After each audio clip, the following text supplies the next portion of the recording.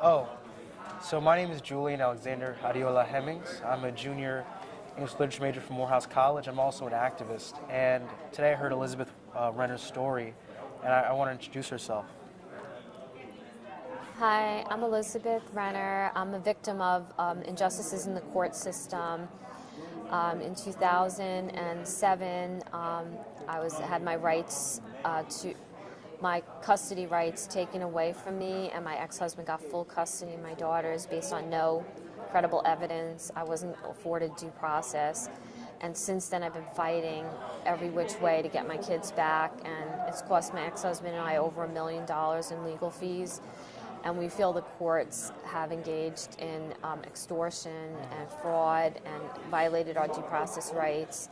I've tried to make a bill, child custody reform bill, with Assemblymember Wepburn and Senator Lanza over the past 5 to 7 years, and it's gone nowhere, despite my advocating all the time to get it passed, and other reforms which would be mandatory, mediation in the court cases, a parenting plan that's done and created by the parties to try to resolve issues before parents get into confrontational fights to win their children, despite the harm it does to their children psychologically and themselves, and depletes their assets, which seems to be the idea behind the court cases being churned for years by the judges to make money wrongfully, not for the party's best interest or the children's, but based on money for their court-appointed attorneys, forensic evaluators, social workers, transcribers, and just to keep the cases pending, to keep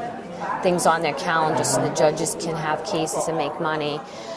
And often it doesn't serve the people, and these things have to be changed right away to give justice back to the people in criminal court and all the courts in our system, which would be free transcripts, mediation, oversight committee to look at what's going on in the courts, a court watch that's being set up now in the Bronx and Queens to watch what judges are doing so that all litigants can get fair hearings, due process, and that the judges will abide by the Constitution. And I feel very strongly that judges' immunity and court personnel immunity, forensic evaluators, social workers, etc., should have their immunity taken.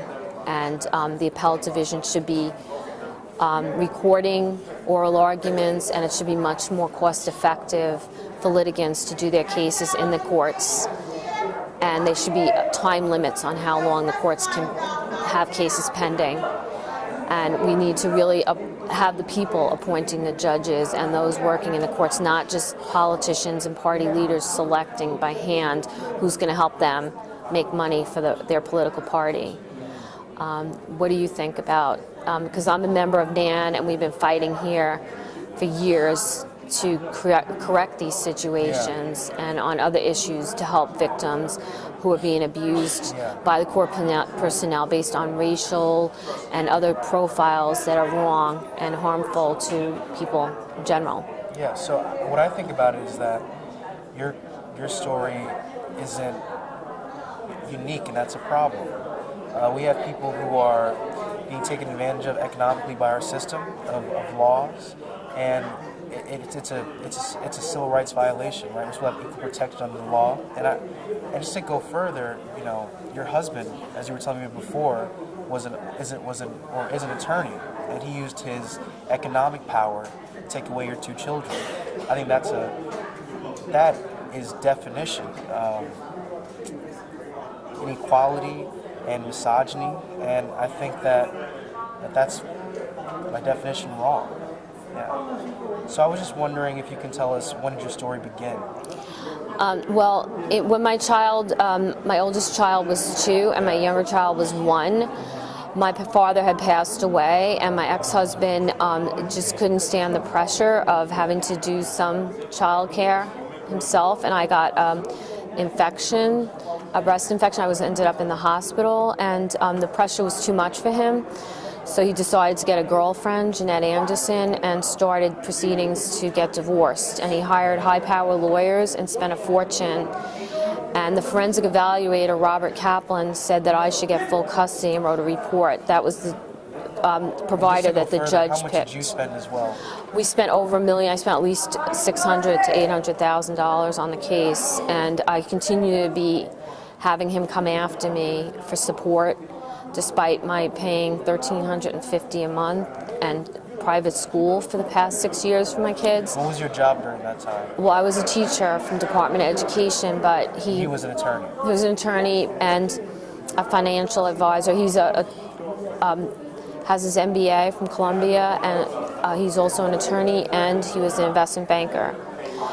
He has a master's from Columbia and a law degree, and he How long insisted. you were a school teacher? I was a school teacher, but I took off 8 years during that time to raise my children. And despite being a full-time custodian who had my children's best interests at heart, and my children wished to remain in my custody, I did everything I could for my children, always loved them fully, and they did not want this controversy. They wanted to remain in my care. The courts took the children, and they gave them no rights, and they hardly let me see them at all. And then they gave me supervised parenting for 2.5 years that I had to pay $100 an hour to see my kids and drive into the city to spend time with my kids for 3 hours a week, based on no credible evidence, and awarded orders of protection against me on behalf of my children, my ex-husband, based on no evidence and no hearing.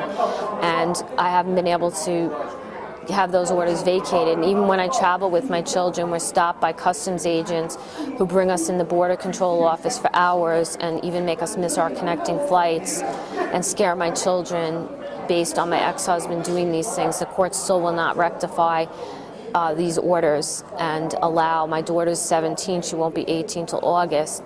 They don't allow me to go to my children's school, dental, doctor's appointments, all things that are harmful to my children. Call my children's doctors or dentists or their teachers, or go to their social events unless he gives me permission. And just to ask, you pay for their tuition, right? Or you pay for I pay for the tuition. I don't get any records, reports. I can't have contact with the school based on no evidence or no reason for this restriction, which is harmful to my children. And I also, don't get copies of medical, dental records, and he totally does this to keep me, because he's got some issues, mental issues, which the doctor who evaluated us brought up, and the judge didn't care that he was obsessive, compulsive, and narcissistic, and instead awarded him full custody based against the forensic PhD, MD Robert Kaplan's evaluation that I should have full custody of my children. And do you think that if he didn't have that law degree or that level of money, he would not have received those children? I don't think so, and I think that it's about money who gets the wins in court. It's whoever has more lawyers and more money to spend to keep the corruption going in the courts, to fund their transcribers, the cottage industries of the forensic evaluators, the children's lawyers. It's like funding these outside agencies like social workers, forensic evaluators, people who are doing the transcripts, outside people who expert witnesses that the court employs and funds, and often there are people who are friends of the judges, and it's fraud and it's corruption that's going on and permitted to make money for the system. Somehow the politicians and those in charge are getting money out of that for their political campaigns, or what, from the courts and the schools. And we have to stop this injustice and ask for term limits for politicians for like 8 years max. And how long has it been? How old were your children when this battle started? Well, they were 1 and 2, and now they're 17 and 18, and I'm still having my time and my rights restricted on the 17-year-old, and he's still bringing me to court and suing me and asking for my incarceration for money. They awarded him $50,000 in legal fees for my allegedly not paying some amount for the school, which I couldn't afford. Wasn't there a warrant out for you? There was a warrant out for my arrest. Because my lawyer forgot to tell me I had a court date, and they sent me to Rikers Island. They dragged me to Rikers Island for like 4 days, where I was abused, thrown in a room, locked in when I had issues of being in confined like that, which affected me, causing me some post-traumatic stress disorder and long-standing upset for the situation that's going on with others that I witnessed there. it was abusive to me, but it was abusive to everyone to be in that situation. And I empathized with a lot of people that I met there, and I tried to make change for them. And that's why I joined NAN. I found lawyers here to offer me support and who represented me, and also friends and support, and I helped them do the rallies for the children in Nigeria who were taken from their parents, the march with the governor for $15 an hour, and tried to help other victims and work with attorneys and with the people who are in NAN to do a court watch and to join the Preservation of the Family Committee, where we're trying to make changes in the courts and in ACS to stop children from being taken from their parents. What is ACS? The Administration of Children's Services, to stop them from wrongfully taking children from their parents, good parents, who may have issues and need support with by a social worker or monetarily, but not who are doing things to harm their children. And the children are better off with their biological parents than being put in foster care, where parents are making $25,000 a year, and they often want to keep the child, and they make up stories sometimes about the parents. And many of the situations are drummed up, and the lawyers for ACS are often making up allegations against the parents, trying to support false claims to keep children away, to make money for the system, and to protect the things that they're doing that are wrong, not based on evidence or due process. And the oversight agency at ACS is also the same agency, basically, as the lower courts, so they just protect each other and they don't allow real oversight. So just to bring it back to a point you made before about having to pay $600,000 for lawyer fees. Make sure. $50,000 in legal fees that was awarded based on me trying to get a downward mod to say I couldn't afford to pay him $13.50 a month. Is this, right? This is a question that the viewers would like to ask. As a teacher, how are you able to make those payments? Is there another source of income? Yeah, it's very, very difficult. I had to, rely on, friends to help and to get jobs. But most recently, my job was $11 an hour, working in a department store and working as a substitute teacher in Catholic schools. Because for the past 5 to 7 years, about 5 years, I lost my job because we were in court so much, and he lost his job as working as an investment banker because we were dragged into court, and they don't even allow time certain appointments.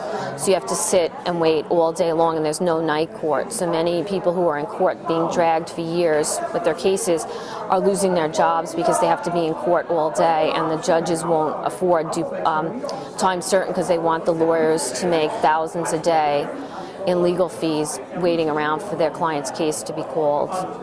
You also talked about before, if you could bring that up, about you using the insurance of your father to pay for your court fees as well?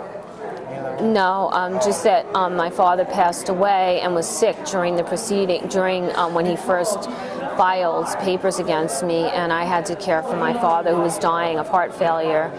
And my ex-husband kept it going and was only interested in himself and how he could get me to pay for everything and how he could keep me from having any rights to my children, and didn't care about the emotional damage it did to my children or the fact that I was the mother of the children, and he should have protected me and not tried to drag me through hell. He should have supported me and made sure I was financially supported, and he had the resources to do so, and he was ordered to pay me support since 2003 by Judge Dorsa, and he refused to pay that amount, which was about $4,500 a month in maintenance. And he had a trust fund, but he refused to pay, and he instead wanted me to pay everything for him. And he violated the court orders and owed me over $455,000, plus I paid his college expenses. And when my parents passed away, he drained every penny out of what they left for me to use as a nest egg to protect my children, and never paid support to me in the first 7-8 years when I had custody. And I was a full-time mother for 8 years, stay-home mother. I left my teaching job and was home with my children, didn't go back until 8 years after, till they were in first grade and kindergarten. How's your relationship with your children today? Well, my older child is 18, and I'm able to see her regularly, and I'm going with her to Florida on Monday for a few days. And but my younger child has only 17. I'm not able to go to her school or her school events. He tried to turn her against me. He makes up allegations to her against me, and tries to turn my children against me by bad-mouthing me to them constantly. And it's hard for my younger child, and she's going to be graduating in June and has the prom and would like me to be at her school events, but she said, Mom, I just don't want my friends to be embarrassed when my friends see both of you fighting at my school. And at one point she said, I wish I could be cut in half and have half me go to you and half to Dad to stop this. And my older child cries about it and says, Mom, you know, it's enough. We've been through enough. I'm 18. You've been fighting my whole life. And she says, please, just both of you drop your applications against each other. And I said, I have dropped it. It's just that Dad wants to keep going. He's suing me for money. But then he tells them that's not true, that I did these things to them. And then they don't know who really did what to whom. And all of his family supports him, whereas my family doesn't really talk about the case. And we're not supposed to talk about it to them. And it's destroyed their lives and our lives. So we have no money, and we have no house, and we could have had a house and assets, but instead the courts and the lawyers got enriched and destroyed our lives. And he basically can't work because he's emotionally drained and involved with only trying to hurt me, and angry that it cost him his happiness and his life, as well as it cost me my happiness and my children's. And we're both angry with each other, and we keep trying to get justice, but we can never have a meeting of the minds, and the court would never allow us mediation, which they should do. And instead of taking that program out and trying to keep people fighting, they should work at resolution and trying to have people enjoy their children, enjoy their lives, and have their resources not wasted in the court. And that's why we need term limits for judges, term limits for politicians, and to really watch what's going on in the courts, because the courts are abusing families and their rights in criminal court by putting people in jail who shouldn't be in jail based on false allegations with no due process. Families in family court taking away their rights and charging them and not really knowing what's going on with the case. And it should be one judge who really knows the family, not having one judge do support, one judge doing custody, and one judge separate doing orders of protection. And often the judges aren't qualified, and they're only picked because they're political, they're politically connected. And people need to be involved with the selection of our politicians and our judges, and we need to use our resources to not have just rich people running for political office, but people who really can help make changes and equal rights for all people. Too many people are getting thrown in jail, especially Black and Latinos, and too many Black and Latino and otherwise other parents are having their rights stamped on because they think certain people can't afford lawyers, and that they can use them to make money for the system.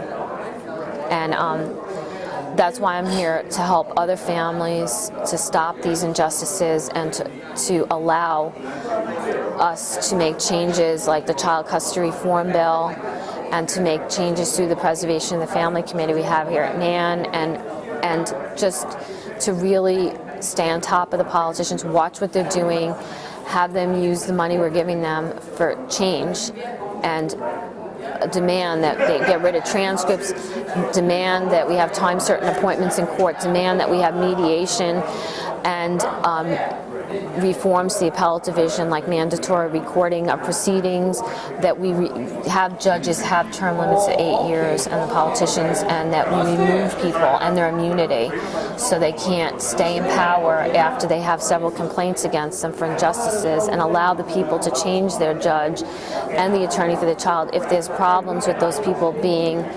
biased and discriminating against the person for some reason, or just to make money for the system to cause a fight. And revamping the forensic evaluation panel and demanding that they have a cap on how much they can charge per case.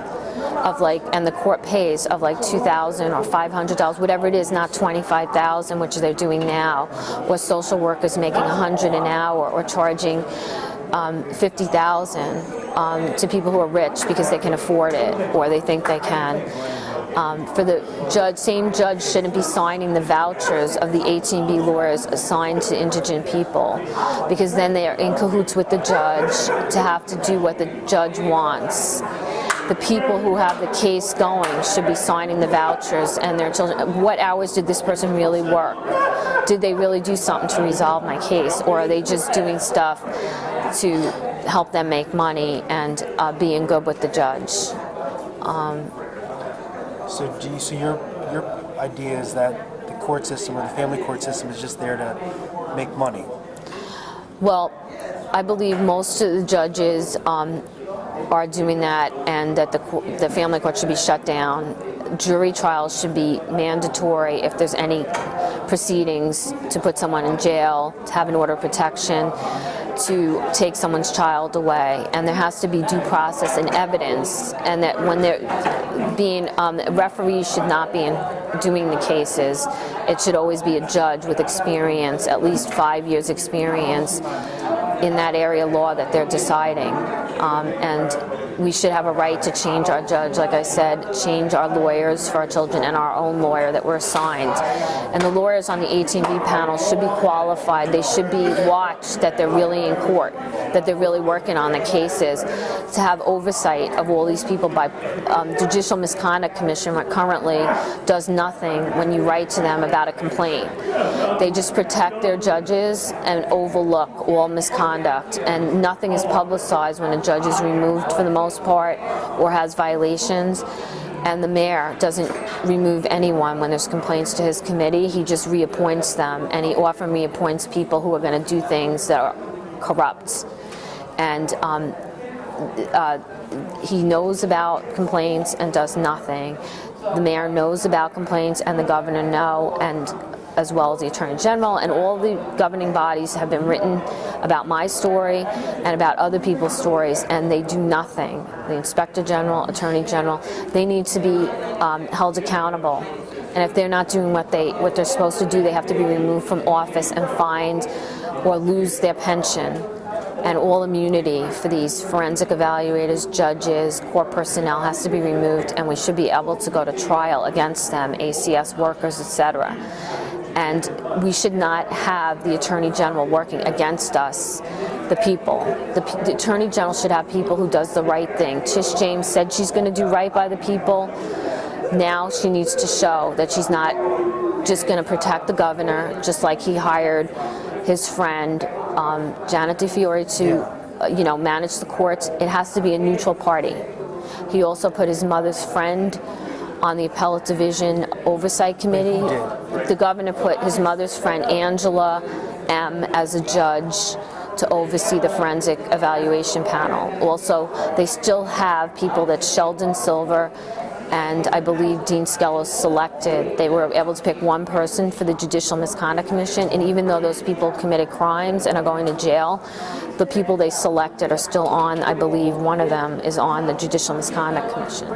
And the governor selected his mother's best friend to be on that committee, Angela M., who I met at a women's group where I was volunteering, the Center for the Women of New York. And I spoke with the governor's mother about my situation, and she said she was supportive. And I've done marches with the governor and spoken to him at parades, and he said he's fully supportive of the Child Custody Reform Bill, which we did with David Weprin and Senator Lanza over 5 years ago, which no one is passing, even though I've lobbied in Albany and Washington, D.C. It's mandatory mediation for every family to come before the judge and have mediation, and to be afforded a parenting plan to work out some kind of joint custody arrangement where the parents get time with their children based on their schedules and their abilities, and to have some legal custody each, which they share, like rights to go to their children's events, right to get medical and dental care for their children, right to get records and reports. Each parent has a right to those things for their children to protect them, and those rights shouldn't be taken away by the courts. We have rights under the Constitution, and too many judges, and in my case, my constitutional rights were taken away. I did a federal court case, and it was just said there was no subject matter jurisdiction, and it was dismissed. And that alienated the judges, and they've been after me and antagonized by me since then. Judge Janet DeFiore gave me her personal email, said that I could contact her, and I have been emailing her for several years now.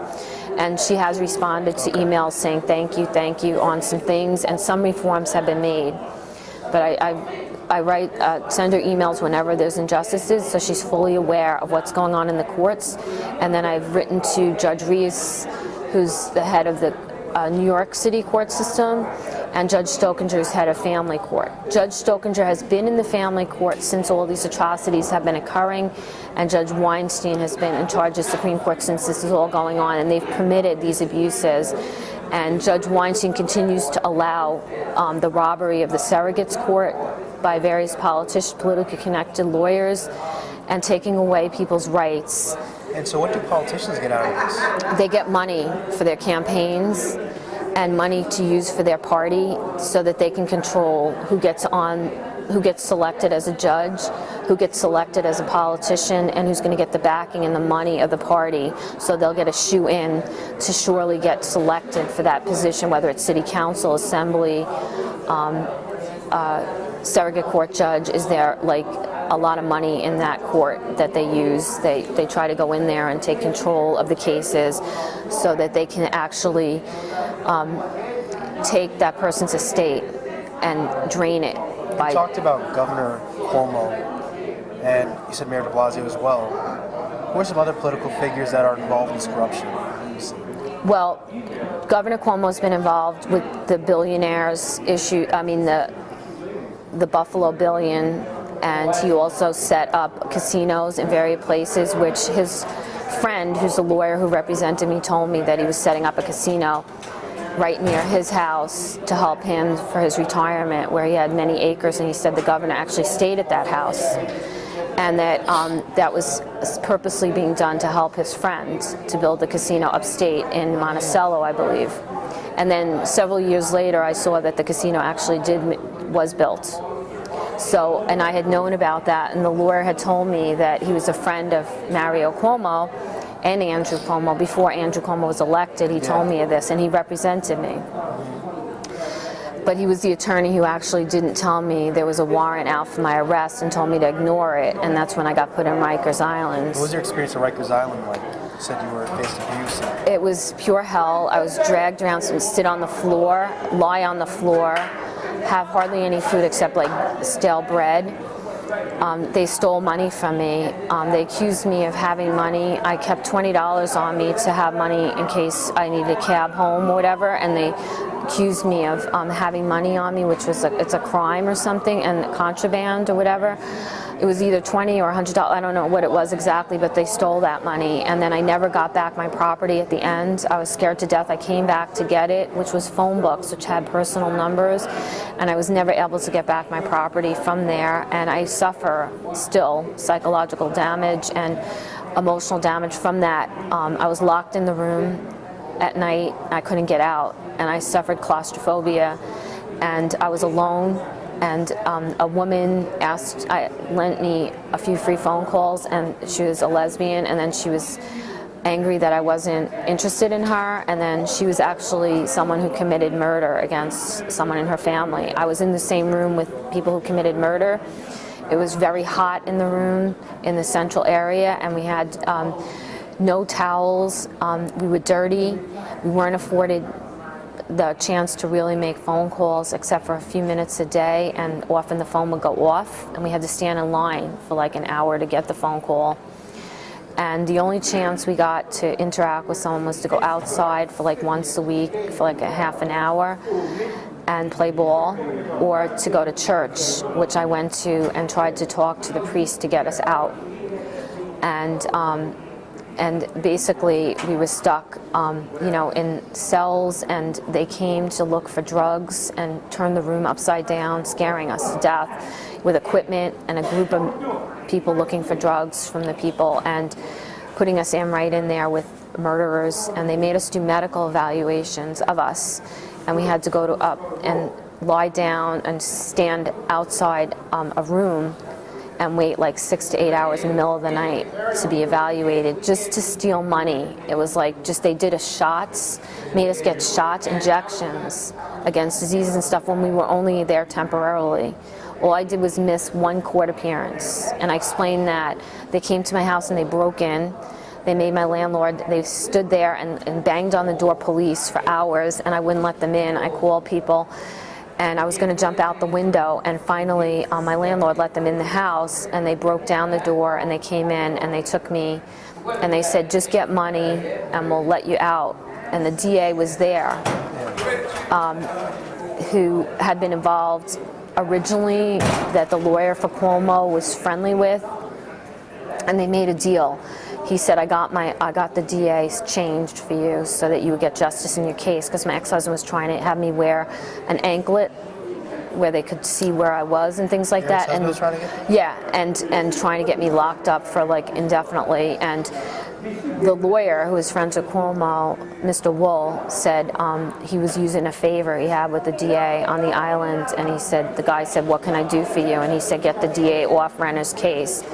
So they changed the DA, and they were nice to me then, but this guy was there the day they brought me down to Rikers and saw what was going on and didn't stop it. And the officers who were there, court officers who were also women, were very against me and were abusive to me, and they basically tortured and terrorized me, leaving me confined. I couldn't get contact with family. They make you buy things in the store there that are very expensive, and they won't let your family bring stuff like paper or like drinks or food. They make you buy it at the store. They only allow you to bring certain things that they don't sell at the store.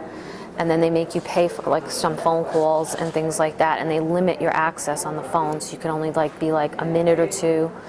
You can't get lawyer, and when you meet with, then they drag you to court, and they bring you in a cell and make you sit there all day long, and the judges often don't see you on that court date when they bring you and lock you in a little cell at the courthouse, and with a smell of urine everywhere, and no toilet paper and no private, and they make you sit there with people who are assaulting you sometimes, or verbally abusing you, like criminals, strong criminals.